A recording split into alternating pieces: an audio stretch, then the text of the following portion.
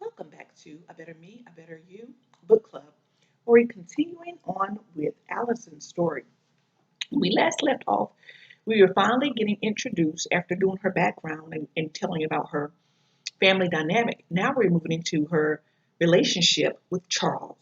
We're on page 68. And again, you still have time to get this wonderful, amazing book called Tomorrow, My Sunshine Will Come. Okay, so we're on the second paragraph of page 68. Charles was a mixture of calm composure and something primal and dangerous. He had broad shoulders and a southern saunter that matched his masculine features. His high cheekbones and strong jawline were only accents to his piercing blue eyes. Allison was fascinated by his mysterious nature and softly offset by this man that seemed to be paying her so much attention. Charles was intense, intelligent, and the melody of his southern drawl was soothing and interesting to her ears.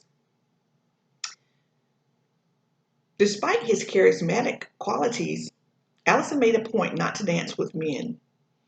Allison enjoyed her distance and felt they usually couldn't keep up with her. But it wasn't long until she found herself separated from the group, taking in a coy and playful way, way with this stranger. And before she knew it, Charles had her on the dance floor. To Allison's surprise, he had good rhythm. She found herself trying to come in to the old rule of the man leads on the dance floor. Saturated with his charm and mystery, coupled with the sound of music from the crowd, Allison was feeling the moment. And before she knew it, Charles was kissing her on the dance floor. This is something also that she had never known to do. After the club, Allison went to an after-hours restaurant with Charles to get to know him better. She didn't return to the barracks until the sun came up the next morning. Allison's amazing friends covered for her, avoiding all repercussions. The very next day, Allison received a call from Charles. He couldn't wait to see her again. In fact, Charles kept calling and making time for her. Every day seemed to be consumed with spending time with Charles or thinking about him. Allison found herself thinking, this is my one chance at love. Basking in this moment, Allison let go and gave herself into experience. Charles came on strong, so strong that sometimes it was a little bit too much for Allison. But Allison shrugged it off, especially since she did not have much experience in the dating world. She really didn't know what was normal and what wasn't. It seemed like Charles was always holding her hand or resting his on her lap.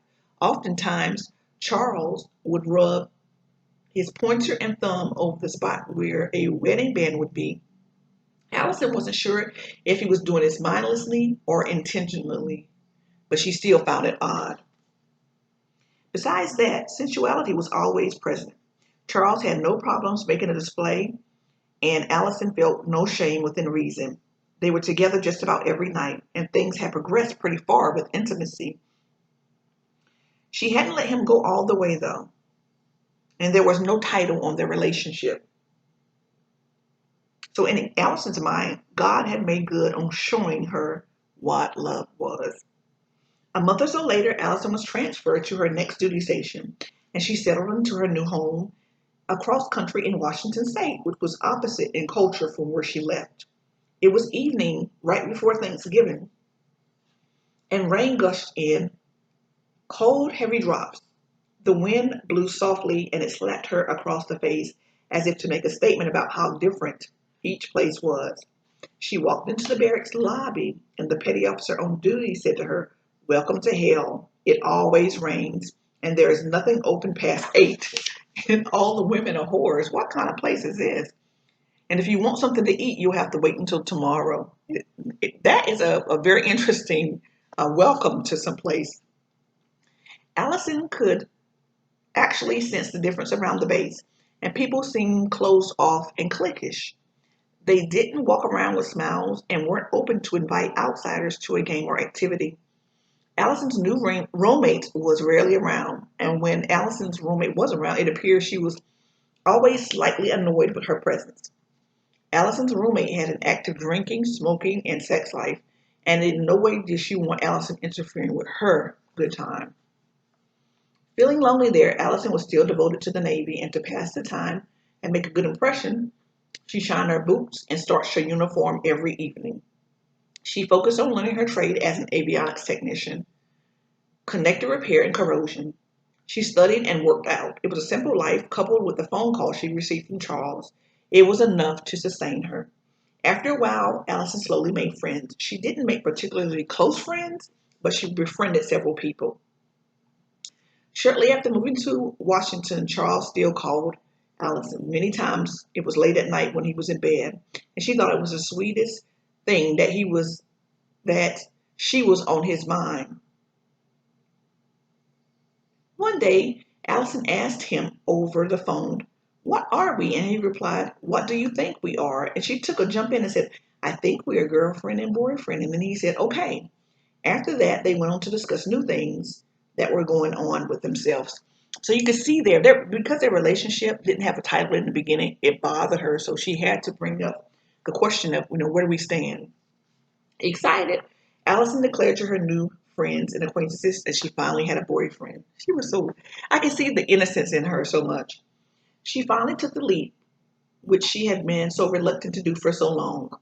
He seemed wonderful, intelligent, different, sensual, and confident.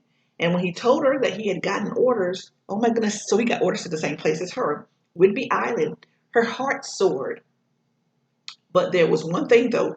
He wanted to be honest with Allison and told her he was going through a divorce with an ex-stripper named Star and expected the paperwork to be done soon. So, we'll take a quick break right here. That is why That's why he didn't want to put a title on, because he knew he was in a quote unquote, what they say nowadays is an entanglement. Child, bye. Okay. Wanting to be open minded to Charles's situation, Allison understood, and this just meant that they would go slow, and that there was no doubt in her mind that Charles wanted to be with her. She returned from SEER school, and that's called Survival, Evasion, Resistance, and Escape School. And I hear this from that school's intense. That's where they drop you off in the woods and give you a backpack and say, live off of this for the next week. Good luck. Okay. Um, Boy, was Charles in for something. Allison came back with a couple of broken ribs and lost about 20 pounds since he had last seen her. She also had dirt on her skin.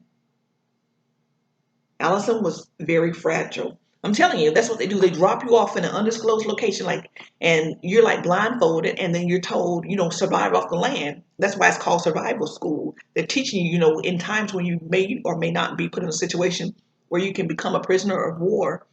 That's what's gonna, you're gonna have to use the elements and things that are around you in order to survive. So, yeah, it's serious. It's real life. I've heard people say, horror stories about getting dropped off there. Not knowing if Charles would recognize her, Allison limped in, and he looked dumbfounded. She didn't care that he seemed slightly put off by her appearance. She kissed him and asked him if they could get some food. She then picked up her duffel bag and walked out of the air terminal into what would be and eventually a degrading, insecure driven, confusing. There's some profanity in here, and I don't feel comfortable with saying it. I know these are adult restricted things, but when it comes to the profanity, I just I don't like saying those words. So cluster, F word. I'm just gonna say that. I'm not gonna say the curse word of love. At first, things were intense and good. Allison wanted to prove and show him how open and sensual she was, and she was ready for this adult style relationship, possibly because she was trying to compensate for the lack of experience. In comparison, Allison thought her relationship with Charles seemed like it was too much. He openly professed his love and admiration. Unfortunately, though, she knew in her heart it was something unlike anything else she had felt. He would insist she stay in the barracks even though they didn't have sex yet. She guessed he wanted to hold her through the night. Charles would often have Allison stand in front of him and spin slowly in a circle while he just stared at her. Then, when she crawled in with him, he would kiss and caress her, often pushing it until she couldn't allow it anymore. In the morning, she would get up early, head to her barracks, and put on her uniform and go back to school. So I guess at this time they were in different barracks. Back then, Allison worked out a lot. It wasn't uncommon for her to run a few miles, do an hour of weights, and catch some judo or something like that. Charles kept tabs on her and showed up all at the same time that she did. He would rarely show affection there, and sometimes he would not even acknowledge her. He kept his eye on Allison, offering her a ride home every time he showed. Okay, so we're going to pause right there. In fact, not only that, we're going to stop right there because I am like, do you see the red flags that I'm seeing? Okay, so I'm hoping that you guys are picking up on these red flags because not only was that, you can see the control factor coming in. I want to know where you're at. So of course she has a routine and she's gonna share that with her boyfriend. Okay, so conveniently you're gonna pop up at everything that I have on the schedule for the day and offer me a ride home. He wanted to make sure not only are you gonna be where you say you're gonna be, but I'm gonna make sure I'm gonna pick you up and let everybody know you're taken. Something else. Let's keep on going. Charles's car played such a big role in the journey together. It was where they first made out, where they first got to know each other, and where he shared his dreams of becoming a pilot or a warrant officer as they watched the planes take off overhead. It's where Allison broke up with him for the first time. She and Charles spent so much time in that car. At first, when they were riding in the car, he was open and engaging and enthusiastic with her. They would chat away discussing many things that they would do and see and hear. Often here he would rub his ring finger or caress her softly like an unspoken promise, and even open the door. So he was I think he was showing her because in the beginning all abusers are Prince Charming, but slowly those layers come back and you start to see the real, you know, monster appear.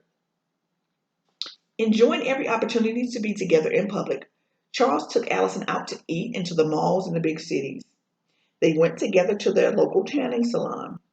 Even though it was what Charles wanted to do, he expected Allison to jump on board.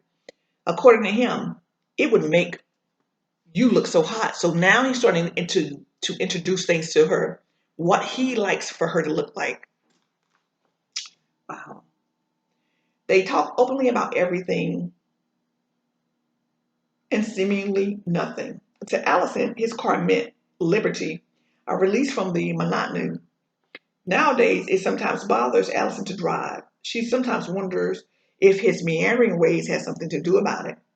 Things, of course, started changing after Allison and Charles finally had sex. She insisted on a condom, which he really was not happy with and continued to push back on. But Allison stood her ground, at least on that, until she could get some birth control pills. It was strictly wrap it up, partly because Charles, okay, would release himself, and partly because Allison was had to be honest with herself. She wasn't ready to completely trust him, so she has trust issues too. Quickly, Allison dove deep into the world of sex and lust. Charles literally approached her for sex every night without regard of whether or not she wanted it. But Allison never turned him down, and sometimes he would even wake up in the middle of the night and start having sex with her. Allison didn't know how to say that she was exhausted and sore. Charles started calling Allison's names like little tight box or his little bitch or sexy freak. We'll see the names. She justified his behavior as thinking, well, if sex talk is what works for him, surely he doesn't mean to demean me. This is the price of love, understanding, and compromise. So we're going to stop there.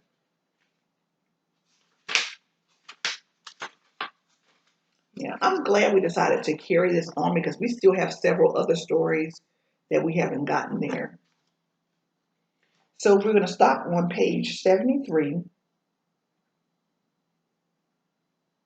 and we're at the bottom. So it's 1, 2, 3. The fourth paragraph is where we're going to pick up on page 73.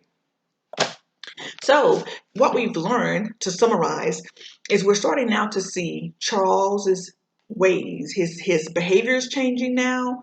Now that they're sexually active, he's being more demanding of her, disregarding her feelings and whatnot. So we'll pick back up on that on Monday. Well, Monday is the holiday, so we're going to take a break from that, and I'll do a double on the Wednesday. We'll do two parts on Wednesday because Monday is a holiday. You guys enjoy your Monday off, your Labor Day. Enjoy it.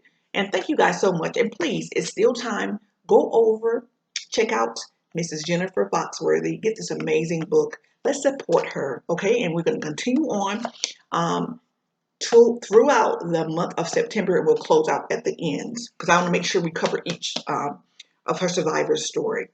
Take care, guys, and thank you so much for tuning in.